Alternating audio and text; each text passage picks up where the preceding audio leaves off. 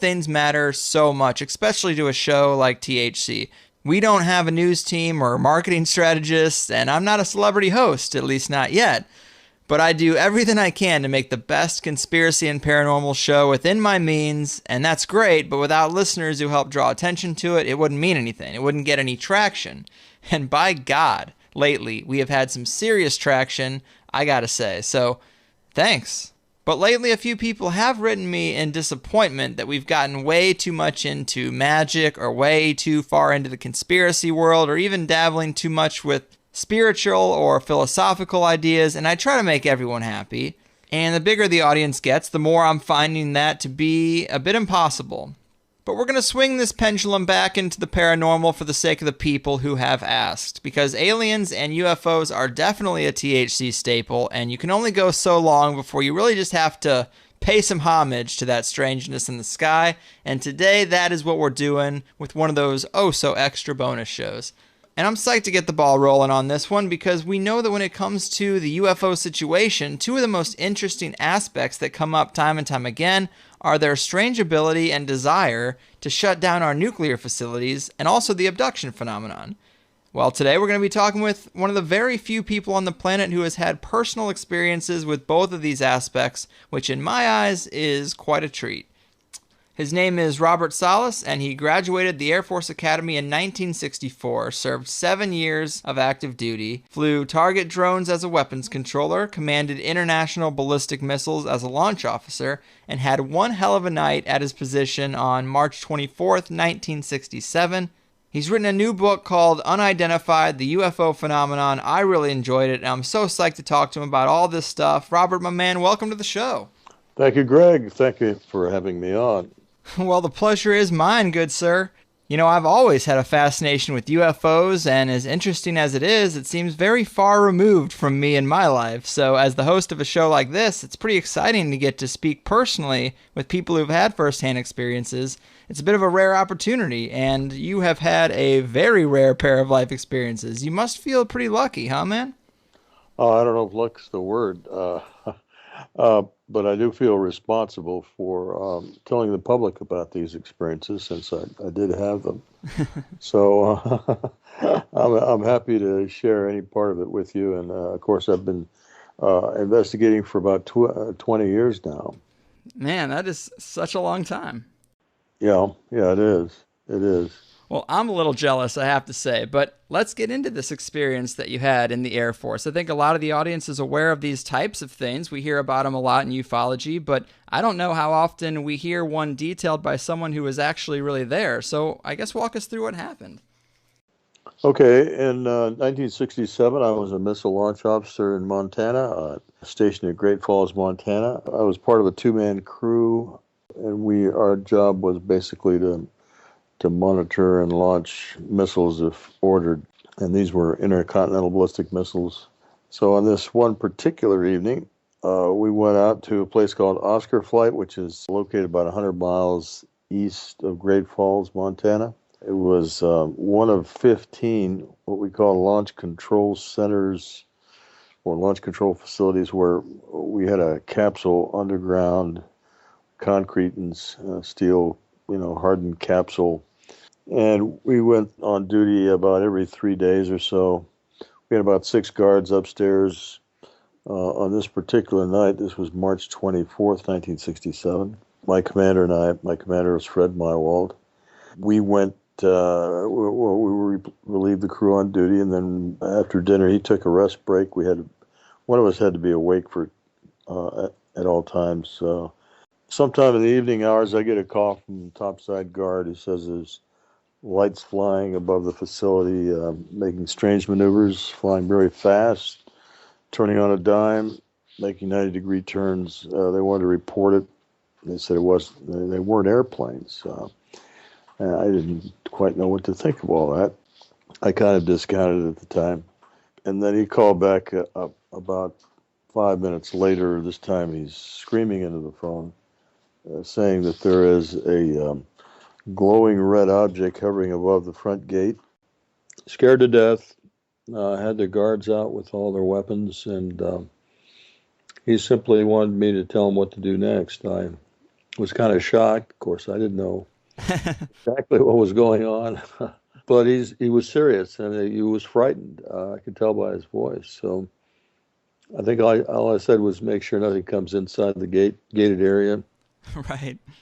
and then he had to hang up, and so I went to tell my commander about the phone calls, and as I was starting to tell him about the phone calls, we got a lot of bells and whistles going off inside the capsule. We have klaxons and warning lights and sounds that go off. So we look over at the board, and all 10 of our missiles were going no-go, are disabled while this object was still up there. And we had a way of querying the system to find out what was wrong, and they were all reading guidance and control system failure. Huh. So we had a inertial guidance system on the missiles. They're very sensitive, of course, to being a locked-on target or locked on their location. So there was a very particular piece of equipment called the logic coupler, which was upset. So this object, whatever it was overhead, would have had to send a signal to each one of our missiles separately and interfere with the logic coupler of each missile. It would have had to have penetrated, the signal would have had to penetrate 10 separate cables, which are triply shielded against electromagnetic interference. So, Wow. that was it in a nutshell. We later were notified that the same thing had happened in another flight. I thought it was that night, but as it turns out, it was a week earlier. Same situation where UFOs came over and shut down 10 of their missiles. So within the span of 8 days, we lost 20 missiles. Wow. UFOs. 20 missiles over 8 days. I mean, did you guys feel like you were under attack? It felt like it. I felt there was some kind of maybe a terrorist attack going on topside. But the thing is, those missiles were not damaged at all. The guidance system was simply upset. There was no damage to the missiles. We got them back up on alert within 24 hours. We had to send crews out there. But basically, my take was that this was simply a message. The message being, get rid of your nuclear weapons. And that's a very common thing we hear in ufology, that's what abductees have said that they were told. Mm-hmm. These facilities keep getting screwed with a little bit. But it's interesting to me because I had typically thought that when this happened that the systems just lost power. But this seems like a way more calculated kind of thing, targeting this logic coupler. They must be familiar with the systems in some way, it almost seems. Absolutely. They're very well familiar with our systems. And there was another incident when the Echo flight, which was the one I mentioned a week earlier, they had a crew go out of one of the sites there. And I got this information from the man that was actually there. He was working to restart the missile system, retarget it. And while he was working, one of the guards upstairs again, because he had to go down into the tube where the missile was actually located. But one of the guards upstairs said that there was, pointed to an object in the sky. There was this orange ball again above the facility. He noted it and told him to report it to the command post. He went back downstairs and started going through his checklist to restart the missile. And every time he'd get to a particular point, the missile would shut down again. And he'd go through his checklist again. He did this many times, he said. He tried it over and over, and each time he got to a specific point in his checklist, the missile would shut down. Huh. That indicated to him that this object was intelligently controlled, and they knew exactly how our systems worked. Man, yeah. For these beings to be able to manipulate some of the most complex weapon systems on the planet, like puppets on strings, I mean, it leads me to think that either our technology is pretty typical for a civilization at our level, and maybe they do this across a whole host of evolving planets, or they're somehow human, maybe surviving Nazis who had advanced on their technology. I mean, a lot of researchers talk about that being the source of some UFOs. Is that something you consider a possibility? No, I don't consider that at all. No, you don't. This is clearly non-human in your eyes. These are non-humans. If this were human, intelligence in 1967, we certainly would have heard more about it by now. No, again, what this object was able to do was penetrate 60 feet of earth and concrete with a specific signal, very specific, penetrate the triply shielded cabling system we had and send a signal to this particular piece of equipment. And they did it to each of the 10 missiles separately. These missiles were not interconnected in that way. Man, that is just so, I don't want to say scary, because I'm actually more scared of the puppet masters in the power pyramid that want these missiles to go off or built them for mutually assured destruction in the first place. But it's definitely a security risk for sure. It did certainly cause a big stir within the Air Force. Some of the top commanders came down to Malmstrom Air Force Base and interviewed the previous crew, the Echo Flight crew. By the time our incident happened, I was at Oscar Flight. This was, there was a full-blown investigation going on, and we were simply told not to talk to anybody. And primarily because the Condon investigation was ongoing, where Edward Condon of the University of Colorado was given a contract to study the UFO question for the Air Force. But it was basically a whitewash. The Air Force did not want us to talking to them or anyone else. So we were ordered never to talk about this. Of course. I did want to ask you, did you get the vibe that these people who were telling you to be quiet, did you get any impression that they were less surprised about the story? Yes. As a matter of fact, I did. When the next day we were told to report to the squadron commander's office. I walked in the office with my commander, and the first thing I asked him, the squadron commander, was whether this was an Air Force exercise. He said absolutely not. He said he has no idea what happened or why. I thought they would want us to give them a full briefing of what happened, and no, that was not the case. With my squadron commander was a member of AFOSI, Air Force Office of Special Investigation. And again, I thought they would, ask us a lot of questions, but it seemed like they already knew again, because of Echo Flight happening eight days earlier. Mm-hmm. Now, all he wanted to do was have me sign these papers saying I'd never talk about it again. Right. And I mean, obviously you waited a huge number of years, but and you are talking about it now. Have there been any repercussions, or what got you to start talking about it? Okay, well, and of course, this order was in writing, and it specified that even after I was out of the Air Force, I was not to talk about this under penalty of prison, and et cetera. So I resigned from the Air Force in 1971, and then I went to work for aerospace industries and then Federal Aviation Administration. In 1994, I was getting ready to change careers and become a teacher, and I was in a bookstore at the University of Washington and picked up a book called Above Top Secret by Timothy Good. And in there on page 301, there's a short paragraph stating that missiles went down at Malmstrom Air Force Base during a UFO event. I got kind of excited because I thought the Air Force had declassified, because here it was in print, and nobody was supposed to know about this. Mm-hmm. So I took a chance and went to the local MUFON, Mutual UFO Network, and talked to an investigator there named James Klotz, and asked Klotz to send a FOIA request to the Air Force, not mention anything about UFOs, and see if he could get more information about this. So he did.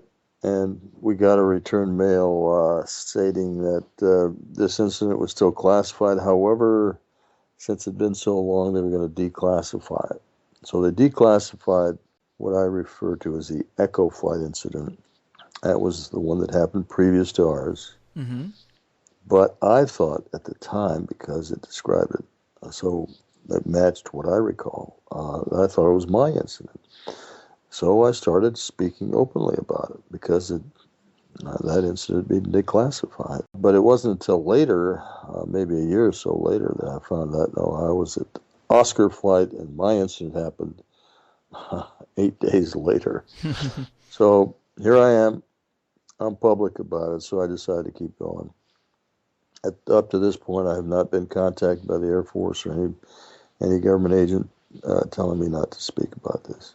Wow, man. I mean, I appreciate it. I know so many people out there do appreciate your willingness to talk about this because it's something that's super important to me. It's one of the most interesting things on the planet, the situation with UFOs, and to not hear about these things, it's sinful. It's so wrong. I really think that we deserve to know, and we should be more interested as a culture. It seems like the mainstream could care less about getting to the bottom of this issue, which is a little bit sad, but I agree. there must be so many other stories out there, who knows how weird, of people who've just never ended up talking because they signed one of those similar documents to yours.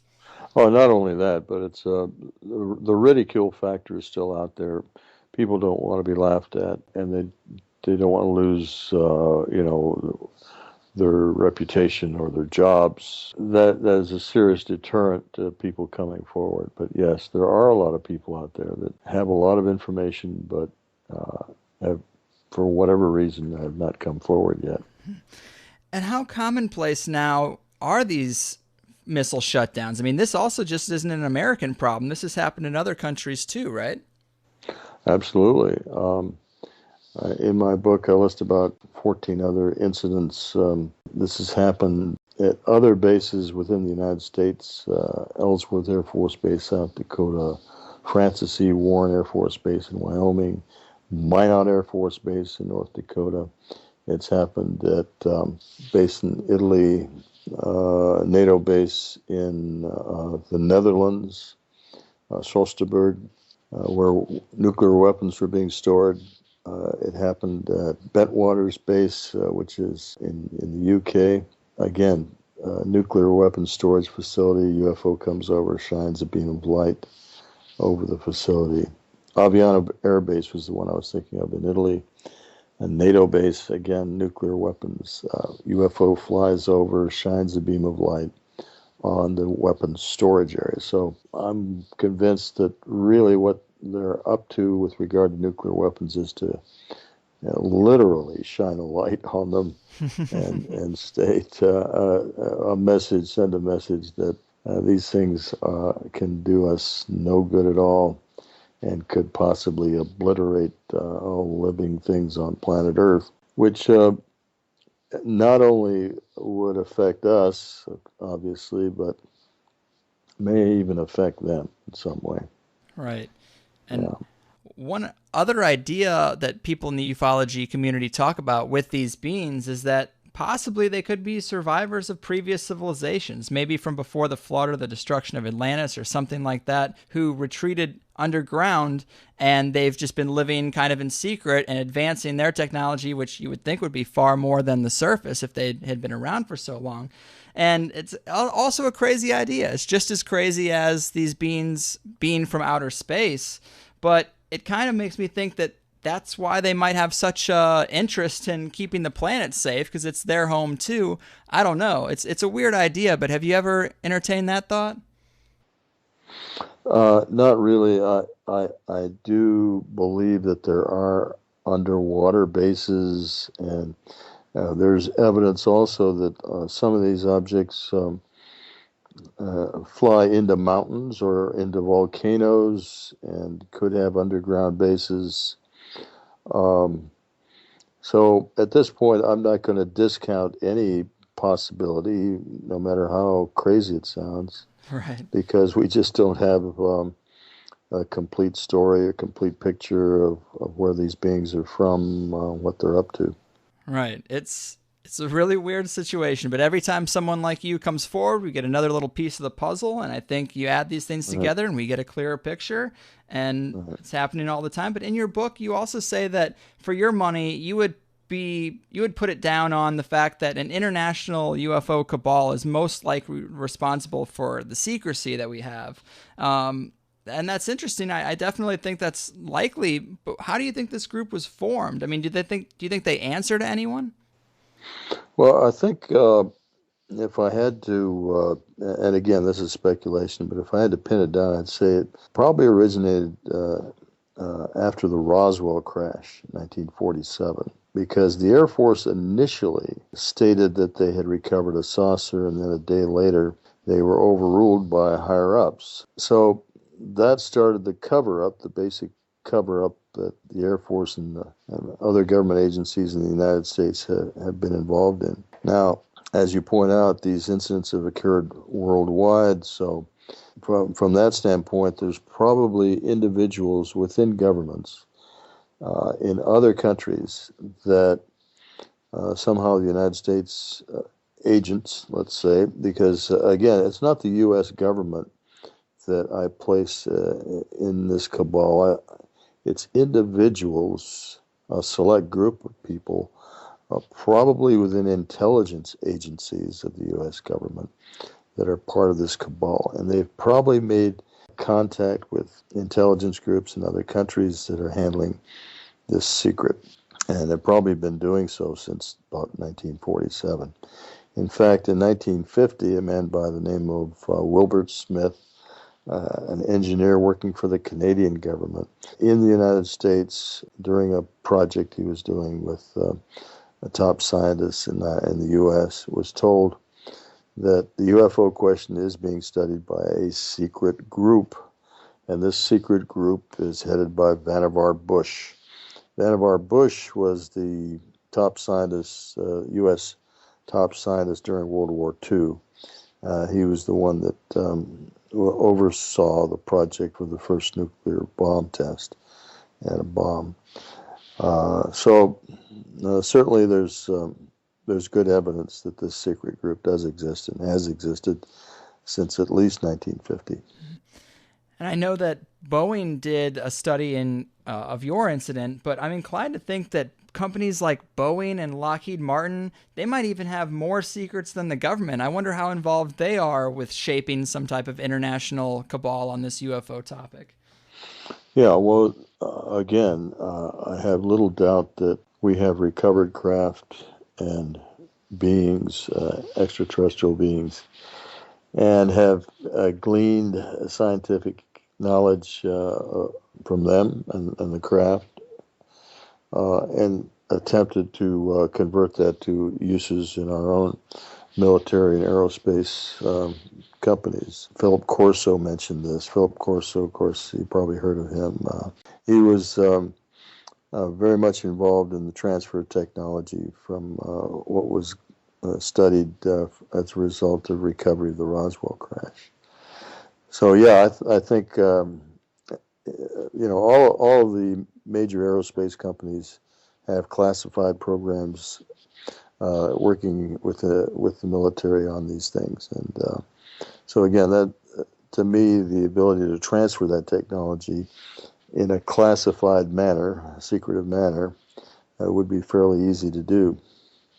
Yeah, and your book has so much interesting information on this and just secrecy in general and the way it's handled. A couple of points that I just thought they just blew my mind. I was kind of surprised. In 2009, the American Civil Liberties Union did a study. There's over 2.4 million Defense Department personnel that hold security clearances. I mean, that is so many. Of course, there are different levels, but also in 2010, the Information Security Oversight Office made 76.8 million classification decisions and a 40% increase from the previous year, which cost taxpayers $10.2 billion just in 2010 for the added effort and classification activities alone. That's just this one little section that keeps secrets from us. I mean, that seems a bit excessive, especially when you have people starving on the streets. Well, no, let's clarify that a little bit. ISOO is a government group that reports to the president every year on the classification of material within the government agencies. So that 7 million, or I can't remember the number. 76.8 million classification decisions? 76.8 million covers all agencies within the government. So that's all military and other agencies. Right. But that's still an awful lot. Yeah. Yeah, it is astounding. That's why I titled that chapter, excessive secrecy. it's just it's extreme, and that ultimately affects our democracy because it keeps the public uninformed, and an uninformed public cannot properly monitor its government and what they're up to. So that, to me, that does affect our democracy. Right. So this is something, again, the public ought to be outraged about. I agree, man. And we are at about the halfway point. I wanted to switch gears a little bit, talk about your other experience. This one you had in 1985. Kind of funny, your first experience is March 24th. My birthday is March 25th, and I was born in 1985. So add it together. This is a lot more personal than what happened to you on the job in 1967. This is closer to the realm of an abduction. Can you kind of tell us what you remember from that experience? Yeah, I'll preface it by saying that what I'm about to say is a result of 4 hypnotherapy sessions I've had with various hypnotherapists. I've had with 3 separate hypnotherapists, and I didn't talk about this for a long time. I only recently decided, when I wrote this book, decided to come forward with this, and the reason I did is because the public needs to understand that this phenomenon is more complex than we can even imagine, and the abduction phenomenon, or abduction aspect of this phenomenon, is major. It's a major part of their objectives. By their, I mean, I do believe this is extraterrestrials. So I'll go through my incident. In 1985, we were living in Manhattan Beach, California, at a location that I recall specifically because what I did in Manhattan Beach was to remodel homes and fix them up, sell them, then move on. I was trying to get close to the beach, and I knew where I was in 1985. Mm-hmm. My wife and 2 small children were living in the house. One night, I wake up and for some reason, I just wake up and notice that there's a bluish colored light coming from our living room. And I wake up my wife, and she also sees the blue light. And I tell her I'm going to get up and investigate because, somebody may be in the house. So I start to get up out of the bed, and all of a sudden I'm paralyzed. I cannot move. And so this is reason number 1. This was not a dream, is because I remember the intense struggle I had trying to get my mobility back. I was just flailing on the bed and struggling with everything I had to try to get my strength back, my Scary. mobility. It was frightening, and so I turned to my wife and asked for help, and she's out. She's unconscious. Which is, unheard of because we had 2 small kids. Mm-hmm. Anyway, next thing I remember, I'm looking at the doorway to our bedroom, and I see this hooded individual. And I can't make out a face even to this day, but I do remember a hood, dark individual. And then I also became aware that there were others in the bedroom. And it was just a sense that there were others in the bedroom. And then the next thing I recall is floating off the bed and floating towards our bedroom window. Now, I had locked that bedroom window the night before. I guess it was just a habit I'd gotten into. And I thought to myself, they don't know how to open this window. It was latched. Now, by that, I've implied to myself, I've convinced myself that they did not seem like adults, or they did not seem like adults that knew how windows operated. So, Mm-hmm. but it didn't matter because I went right through the window. The window was closed, and I went right through the window. I know how crazy this sounds, but that's what I recall happening. Huh. I went right through the window. The next thing I remember, I was on a table, presumably on board a craft. I had three beings around me, and one of them held a long needle in his long, bony little hands. I remember the fingers, the appearance of the fingers, but this needle could have been about a foot long. I mean, it was long. Wow. And he wanted me to see it. He actually placed it in front of my eyes. He wanted me to see it. He told me, and this, again, is not verbally, it's telepathically. I was told that they were going to insert this needle into my groin area. It was not going to hurt, but as they started the procedure, it hurt like hell, and that's point number 2 of why I think this was not a dream, because the pain was excruciating. I've never had any pain like that, and before or since. Jeez. When I complained about this pain, the pain went away almost immediately. So that's what happened there. After that, I recall being taken off the table, sat on what seemed to me like a bench area. There was another, we'll call him extraterrestrial, in adjoining room. I was taken there and had what seemed to be like a checkup.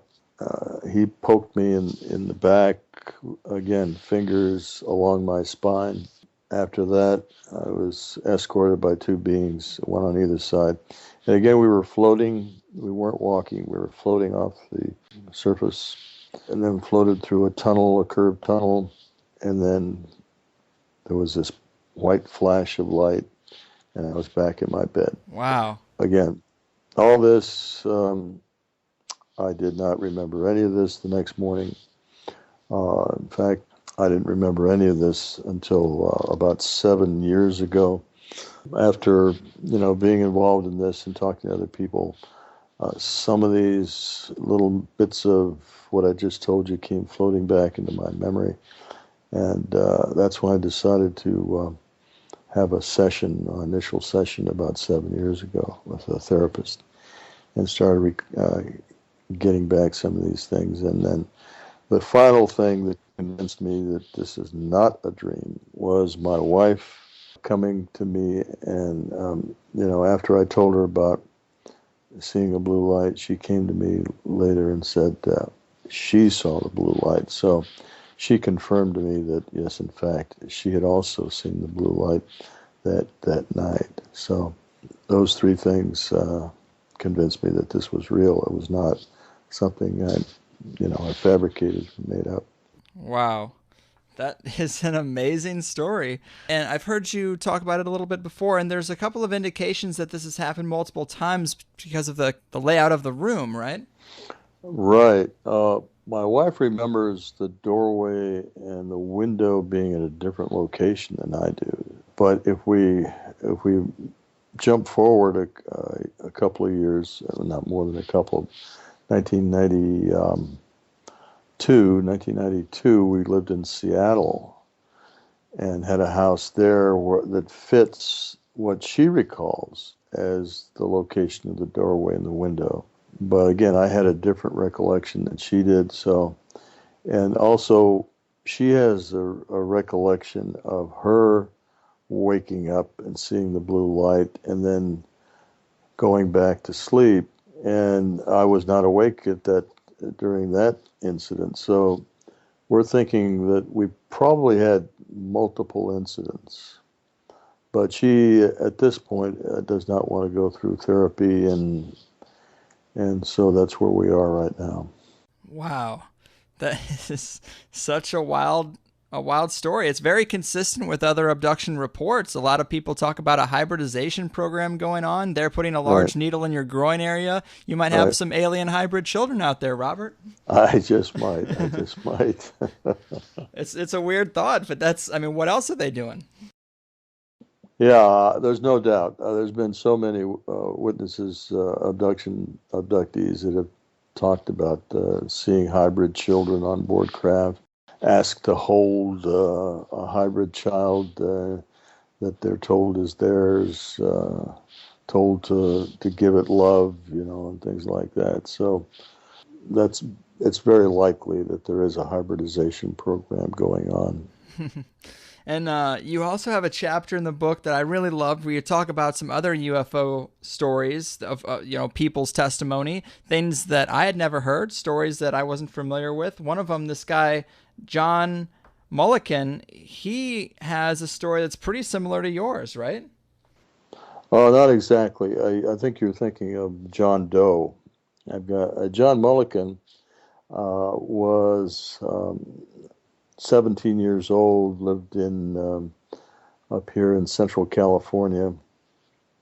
1959, he lived near Beale Air Force Base, which in 1959 was a B-52 base. They had B-52 bombers and, again, nuclear weapons. And he recalls, as a teenager, seeing UFOs fly over the base and over his home. Mm-hmm. And would watch as fighter jets were sent out, scrambled against these UFOs and chased them. And so he'd watch these chases in the evening. And one time, one of these UFOs came very close to him and came down, and actually 3 of the beings waved to him. But he's a very credible witness. As a matter of fact, I went out and interviewed not only him, but his mother, who also saw these objects, and she confirmed that, yes, indeed, they were flying over. And John had a couple of photographs, which I put in my book, and they confirm photographs that were taken from another source, 1965, where the UFO, when it left at high speed, left a smoke ring. And in LA, of course, we have a lot of smog. At least in '65, we had a lot of smog. And the theory is that this soot or smog collected on their craft, but when they left at high speed, they left this smoke ring of soot behind. Yeah. And John Mulliken had a photograph which also shows a smoke ring left behind after a UFO flew off. Yeah, it's a fascinating story. He said when the craft, well, John said when the craft did look through the window and when they waved at him, he felt a euphoric feeling, like it's almost as if they were family. Yeah. Very strange. Right. And then I believe, I'm looking at the book now, but I believe it was this same John Mulliken fellow who had a second experience later where someone was in his room and he was floated to a craft, and then he later felt pain in the groin. Yes. That's the aspect that I thought was pretty similar to yours. Oh, yes, absolutely. That aspect was. So, yeah, what can I say? It's yeah, it does leave you kind of speechless. It's a weird situation. Another woman, Josie Zwinenberg, she had a really interesting story. The aspect that I thought was kind of crazy is that, and it backs up your theory about the UFO cabal, is she had an encounter where she saw something, and then 31 years later, somebody approached her and started talking to her about that incident and even mentioned to her, hey, you remember when you heard something in the bushes? And she was like, whoa, I never told anybody that. And they said, well, hey, we've been watching you since that day for 31 years. And that is kind of collaborating evidence to your theory about the cabal. Yes, exactly. And Josie is, by the way, that's her real name. Yeah, exactly what you said, that fairly recently she ran into someone while she was on vacation. He told her some things like the rustling in the bushes that she heard when she approached the UFO that she saw. Nobody else knew that unless they were there.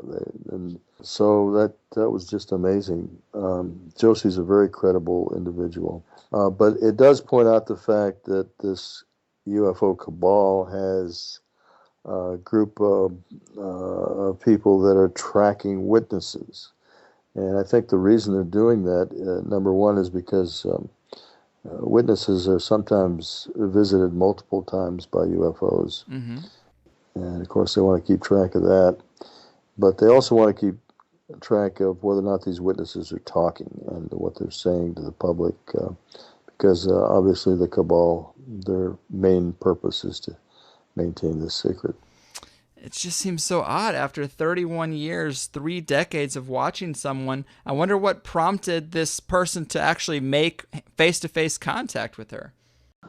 Hard to say, except possibly trying to frighten her. You know, this Intimidation, happened. yeah. This happened after she and I had made contact, and again, I'm pretty certain that I'm being monitored. My emails, my telephone conversations are being monitored because I've been a public witness for, like I say, 20 years.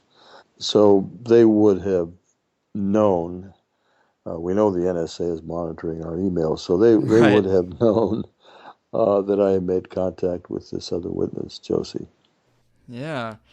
Man, it's a fascinating story. The book is chock full of really cool information. I really like the section you have on the various types of evidence we have.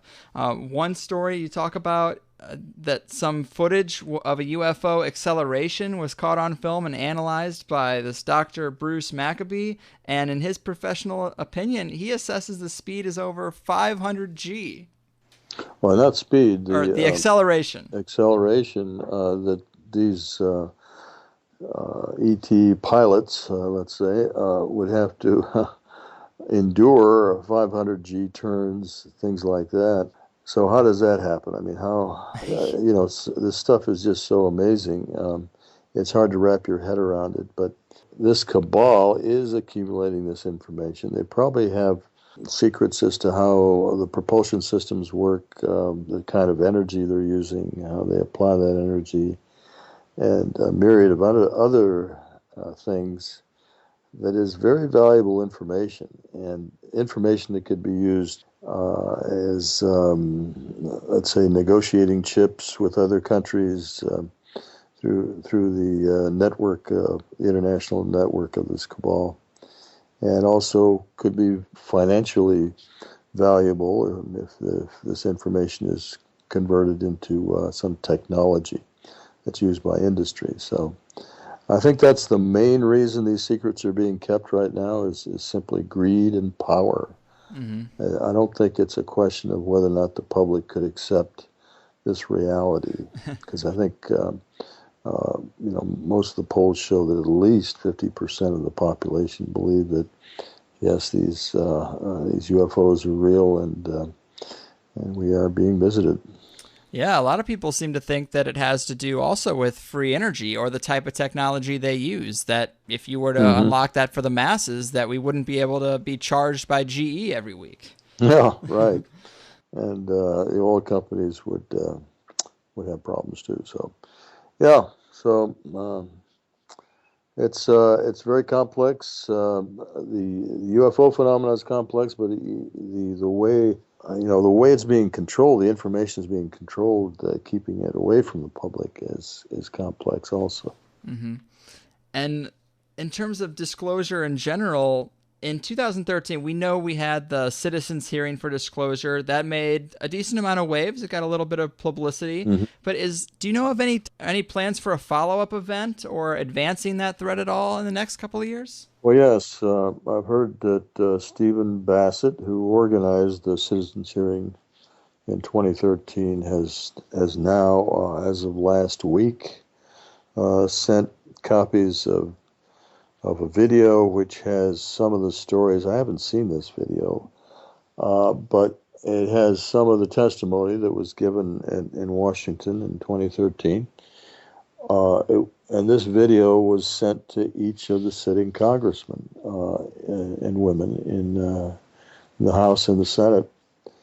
And I think he's going to try to follow up, make phone calls, and see if we can get some interest in talking to these people and possibly having an actual hearing. That would be the objective.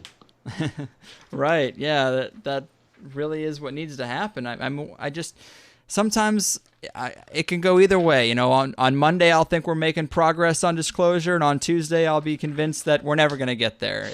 It goes back and forth, man. I know how you feel. It's very frustrating. Well, Robert, UFOs are always a great topic for my money. I've had a great time. You don't get to talk to someone who's watched UFOs shut down missiles or been in the room and also had a needle shoved into his groin on an alien craft every day. And we just combined the two. So thanks for being the highlight of my week. Would you like to tell the people where they can get your book and keep up on you a little bit before we call it in? Oh, sure, Greg. They can go on Amazon.com. I've got 2 books for sale there. One is called Faded Giant. I wrote that in 2005. Basically talks about my incident at Malmstrom. And then the newest book is called Unidentified, the UFO Phenomenon. And that covers the span of 20 years of my experience investigating this. I'm probably not going to be speaking too much in conventions, UFO conventions. I am going to speak in Brazil coming up later this month, and then again in Germany in April of next year. That's about all I've got scheduled at this point. Wow, well, that's fun, getting all around the world. You bet. Awesome, Robert. Well, thanks again. It has been a real honor and a pleasure. Enjoy the rest of your day, all right, man? Thanks, Greg. Thanks a lot. Appreciate all right, take Bye. care. Wow. Well, there we go, people. An hour with Robert Salas, experiencer of the 2 greatest phenomenons associated with UFOs for my money. And it's always nice to get a reminder that there are bigger things going on than the Sons of Anarchy finale and a sale on iPhones. But how weird. What else can you say? We hear about these things fairly often if you're someone who pays attention, but I still learned a lot. Like I said to Robert, I had just assumed that these UFOs were shutting the power down, but it's a much more complex, calculated move. And to hear that they target this specific piece called the logic coupler, well, if you're going to try to make a point to humans about how logical it is to have stockpiles of nuclear weapons around only built to kill and destroy areas for decades, yeah, I think our logic coupler was out of whack way before these spaceships came. But out of the hundreds or thousands of components that make these facilities work, there is a deep symbolism there in targeting that. But a big thanks again to Robert. Check out his book Unidentified if you want to dig deeper into the Salas saga. It is interesting. And I love ufology. I just feel like there's not a lot of unexplored territory in this field. There's not a lot of questions left for hosts like me to ask. We just don't know what we don't know. And maybe that's thanks to the successes of the international UFO cabal on secrecy. Who knows? Thanks to all the amazing listeners who are propelling the Higherside chats to the top of the conspiracy charts, which admittedly aren't very big charts. It's kind of like finding out you're one of the world's tallest midgets. But I am thrilled, nevertheless. If you appreciate the extra unscheduled hour of conspiratainment, hopefully you can take a minute to do the review thing on iTunes or show this family-friendly episode to the people that you hold dearest. I'm going to get out of here, but enjoy the holidays. We have another show coming up soon, and then we'll throw one more out there before the end of this glorious year of the horse. And on that show, we'll do another money bomb where one of the listeners can get a couple $100 out of my donations, and that will be great. We've given out over $5,000 since this started, so that is pretty awesome. But let's switch gears just a little bit. I'm going to be ending this episode with a great song from 21 Pilots that is very appropriate for some obvious and not so obvious reasons, and I'm going to be getting a little negative, but with ultimately a positive purpose. Now, as you're taking the personal inventory you should be taking this time of year, and always really, thinking about how you've spent your time and resources, how you've made the world better, not neutral, not what you didn't do, but what you did do. What have you given of yourself? How much of your time is wasted? How much are you complacent or even contributing to the pain and suffering caused by our greedy little machine? Are we happy? Are you happy? Are we making progress? Are we doing enough? The large majority of the people on Earth who have known nothing but poverty under the thumb of our leadership would probably say no. The families of those who have died by the quick trigger fingers of the unaccountable police would probably also say no.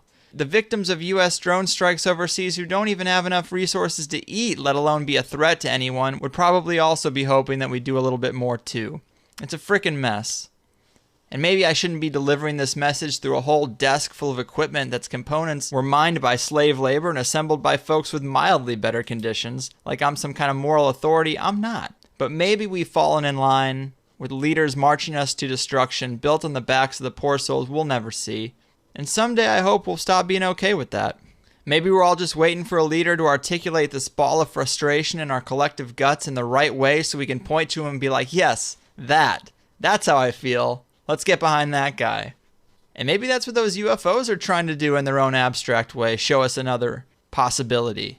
And maybe when they're done with the missile silos and the nuclear bunkers, they can start shutting down the slave labor facilities, the drone launch controls, the slave mining operations, the banking system, Wall Street, and all the gears and levers of the powerful puppet masters cannibalizing control grid, and say, come on, people, follow us instead.